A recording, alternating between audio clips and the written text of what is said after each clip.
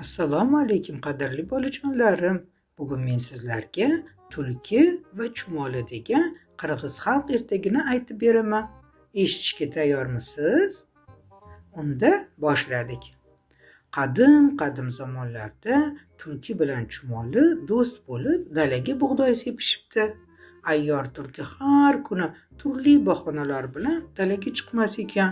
Bir kuni "Voy, qornim og'riyapti" desa, boshqa kuni boshim qattiq og'riyapti der ekan.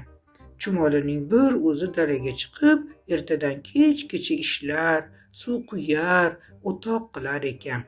Nihoyat bug'doy pishibdi. Tulki xirmonning bug'doyga to'lib ketganini ko'rib, chumolini aldab, hosilning barini o'zi olmoqchi bo'libdi.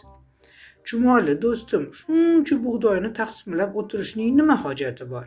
Kel, yaxshisi bir o'yin o'ynaymiz. Birgalikda yugurishamiz. Xirmonga kim birinchi bo'lib yetib kelsa, hamma hosil o'shaniki bo'lsin" debdi. Chumoli o'ylanib qolibdi. Nihoyat rozi bo'libdi. Ular yonma-yon turishibdi. "Qani bo'lmasa boshladik" deya tulki qichqiribdi-yu, xirmon tomon bor kuchi bilan yugurib ketibdi. Lekin chumoli ham bo'sh kelmabdi. U chaqqonlik bilan tulkining dumiga mahkam yopishib olibdi. Tulki xirmon oldiga yetib kelibdi-yu, bir silkinibdi. Shunda chumoli sirg'ali bug'doy uyumi ustiga tushibdi va o'sha yerdan gap boshlabdi. "Hoy tulki, voy, namuncha imillamasang?"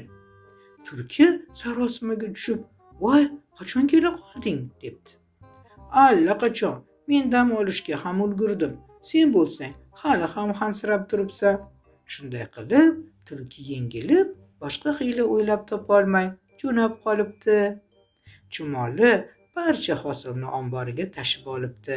Qishda uni bir chekkadan yeb to'q yashabdi.